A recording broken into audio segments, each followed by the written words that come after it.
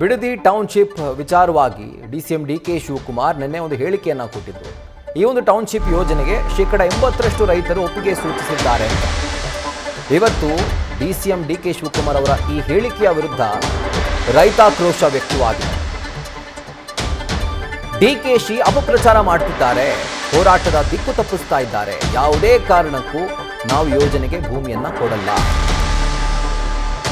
Township ಯೋಜನೆಗಾಗಿ ರಾಜಕೀಯ ನಾಯಕರು ವಾಗ್ಯುದ್ಧ ಮಾಡ್ತಿದ್ದಾರೆ. ಆದರೆ ನಮಗೆ ರಾಜಕೀಯ ಬೇಡ, ನಮಗೆ ನಮ್ಮ ಜಮೀನು ಬೇಕು, ರೈತರೇ ಇಲ್ಲ, ಕೃಷಿ ಮಾಡ್ತಿಲ್ಲ ಅಂತ ಡಿಸಿಎಂ ಡಿಕೆ ಶಿವಕುಮಾರ್ ಹೇಳ್ತಿದ್ದಾರೆ. ಅವರು ಸ್ಥಳಕ್ಕೆ ಬರಲಿ, ನಾವು ತೋರಿಸ್ತೀವಿ ಯಾರ್ಯಾರು ಕೃಷಿ ಮಾಡ್ತಿದ್ದಾರೆ, ಯಾರ್ಯಾರು ಕೃಷಿ ಮಾಡ್ತಿಲ್ಲ. ಈ ರೀತಿಯಾಗಿ ಡಿಸಿಎಂ ಡಿಕೆ ಶಿವಕುಮಾರ್ ವಿರುದ್ಧ ಭೈರಮಂಗಲ ರೈತರು ಆಕ್ರೋಶ ವ್ಯಕ್ತಪಡಿಸಿದ್ದಾರೆ.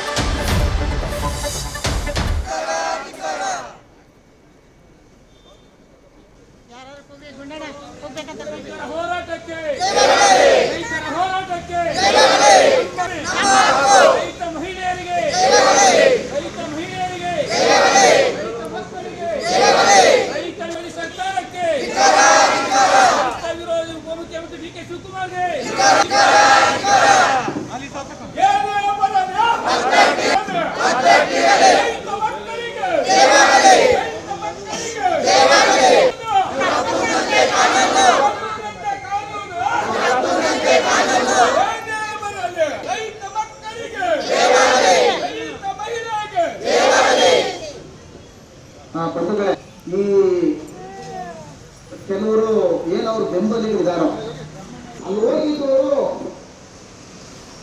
ಚಿತ್ರಕಥೆನ ಮೊದಲೇ ತಕೊಂಡು ತಕ್ಕಂತ ಒಂದು ನಾಟಕ, ಅದರಲ್ಲಿ ಏನು ಇದುವರೆಗೆ ಗ್ರಾಮ ಪಂಚಾಯತಿ ವ್ಯಾಪ್ತಿ ಸೇರಿದ 9,400 ಎಕರೆ ಏನಿದೆ ಭೂಮಿ ಎಲ್ಲ ಫಲವತ್ತಾದ ಭೂಮಿಗಳು, ಎಲ್ಲ ಇರಿಗೇಟೆಡ್ ಲ್ಯಾಂಡು.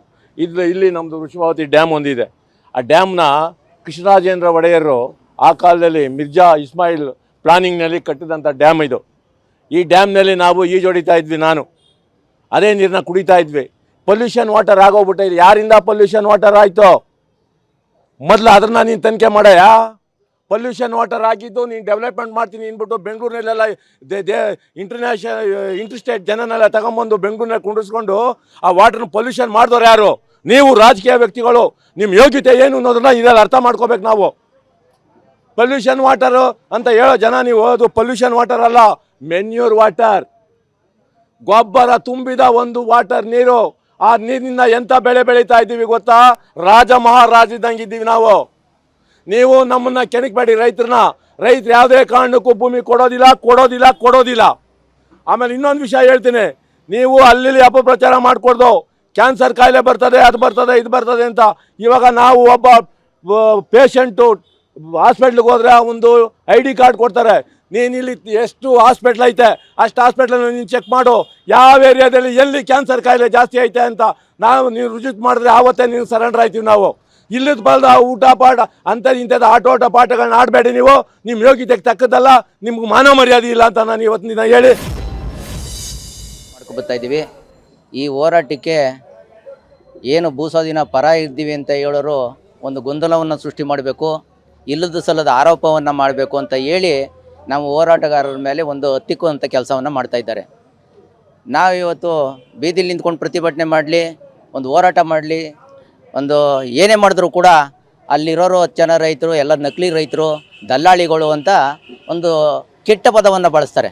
ಅವ್ರಿಗೆ ನಾವು ಕೆಟ್ಟ ರೀತಿಯಲ್ಲಿ ಹೇಳೋಕ್ಕೋಗಲ್ಲ, ಒಳ್ಳೆ ರೀತಿಯಲ್ಲಿ ಹೇಳ್ತೀವಿ. ನೀವು ರೈತರ ಮಕ್ಕಳೇ, ರೈತರಾಗಿ ನೀವು ಬದುಕ್ತಾ ಇದ್ದೀರಿ, ವ್ಯವಸಾಯನೂ ಮಾಡ್ತಾಯಿದ್ದೀರಿ. ನಾವು ರೈತರು, ನಾವು ವ್ಯವಸಾಯನೂ ಕೂಡ ಮಾಡ್ತಾಯಿದ್ದೀವಿ. ಕೆಲವರು ಹೇಳ್ತಾರೆ ಅಲ್ಲಿ ಹೋರಾಟ ಮಾಡೋವಂಥ ಮುಖಂಡರುಗಳವರೆಲ್ಲ ಅವರು ಎಷ್ಟು ಜನ ವ್ಯವಸಾಯ ಮಾಡ್ತಾರೆ ಅಂತ ಒಬ್ರು ಯಾರೋ ಪುಣ್ಯಾತ್ಮ ಕೇಳಿದ್ರು. ಅದಕ್ಕೆ ನಾನು ಇವತ್ತು ನೀವು ಓಡ್ತಾ ಇದ್ದೀನಿ ಹಂಗಾರೆ ರೈತರು ಒಳ್ಳೆ ಬಟ್ಟೆ ಹಾಕೋಬಾರ್ದಾ? ನಾವು ಇವತ್ತು ಬಟ್ಟೆ ಹಾಕೋಬೋದು.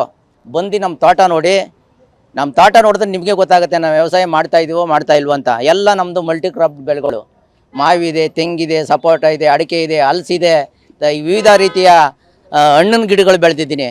ಇದು ನಾವು ಒಂಥರ ಮಾದರಿ ರೈತರ ರೀತಿಯಲ್ಲೇ ನಾವು ಬದುಕ್ತಾ ಇದ್ದೀವಿ ಸ್ವಾಮಿ.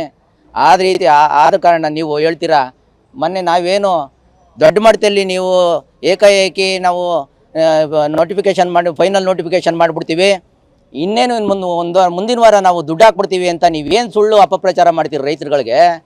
ನೀವು ಅದನ್ನು ನಿಲ್ಲಿಸ್ಬೇಕು. ಫಸ್ಟು ಸುಳ್ಳು ಮಾಹಿತಿ ಕೊಡೋದನ್ನ ರೈತರಿಗೆ ನಿಲ್ಲಿಸಿ. ಯಾಕೆ ದಿಕ್ಕು ತಪ್ಪುವಂಥ ಕೆಲಸ ಮಾಡ್ತೀರಿ? ಕಳೆದ ಡಿಸೆಂಬರ್ 2025 ಡಿಸೆಂಬರ್ದಿಂದ ಹೇಳ್ತಾನೆ ಇರ್ತೀರಾ, ನಾವು ಮೊದಲಾರ ನೆಕ್ಸ್ಟ್ ವಾರ ಹಾಕ್ಬಿಡ್ತೀವಿ, ಕೊನೆ ವಾರ ಹಾಕ್ಬಿಡ್ತೀವಿ ಅಂತ. ಯಾವುದನ್ನ ಕಾರ್ಯಗತ ಮಾಡ್ತಾರೆ ನೀವು? ಯಾಕೆ ಸುಳ್ಳು ಹೇಳ್ಕೊಂಡು ಅಪಪ್ರಚಾರ ಮಾಡ್ತೀರಾ? ನಾವು ನೋಡಿ ಶಾಂತಿಯುತವಾಗಿ 16 ತಿಂಗಳಿಂದ ಹೋರಾಟ ಮಾಡ್ತಾಯಿದ್ದೀವಿ. ಯಾವುದು ರೈತರ ಬಗ್ಗೆ ಆಗಲಿ ರಾಜಕಾರಣಿಗಳ ಬಗ್ಗೆ ಆಗಲಿ ನಾವು ಅಪಪ್ರಚಾರ ಮಾಡಿಕೊಂಡು ಮಾಡ್ತಾ ಇಲ್ಲ. ಇದು ವಾಸ್ತವಾಂಶವಾಗಿ ನಾವು ಶಾಂತಿಯುತವಾಗಿ ಪ್ರತಿಭಟನೆ ಮಾಡ್ತಾಯಿದ್ದೀವಿ. ವಾಸ್ತವಾಂಶ ತಿಳ್ಕೊಳ್ಳಿ. ಎಲ್ಲ ಇಲ್ಲಿ ಬಡಭೂಮಿ ಅನ್ನೋದು, ಬಡಭೂಮಿಲಿ ಬಾಳೆ, ರೇಷ್ಮೆ, ಏಲಕ್ಕಿ ಇದೆಲ್ಲ ಬೆಳೆಯೋಕ್ಕಾಯ್ತದ? ಆಮೇಲೆ ರೈತರೆಲ್ಲ 4 ಜನ ರೈತರೆಲ್ಲ 10 ಜನ ರೈತರೆಲ್ಲ ಇರೋದಲ್ಲಿ ಅಂತ ಹೇಳ್ತೀರಲ್ಲ. ಇವತ್ತು ಅಂಕಿಅಂಶ ತಗೊಂಡಿದ್ದೀವಿ. ಪ್ರತಿ ಊರಿನಲ್ಲೂ 6 ಲಕ್ಷ ಲೀಟ್ರ್ ಹೋಯ್ತದೆ ಅಂತ ನನ್ನ ಕಾರಲ್ಲೇ ಇದೆ, ನಿಮ್ಗೆ ಬೇಕಾದ್ರೆ ಕೊಡ್ತೀನಿ ಅಂಕಿಅಂಶ. ನನ್ನ ಹತ್ರ ಪಿನ್ ಇದೆ. ಎಷ್ಟು ಲೀಟ್ರ್ ಹಾಲು ಹಾಕ್ತಾರೆ, ಒಂದು ತಿಂಗಳಿಗೆ ಎಷ್ಟು ಕೋಟಿ ಆದಾಯ ಇದೆ ರೈತರಿಗೆ ಅಂತ.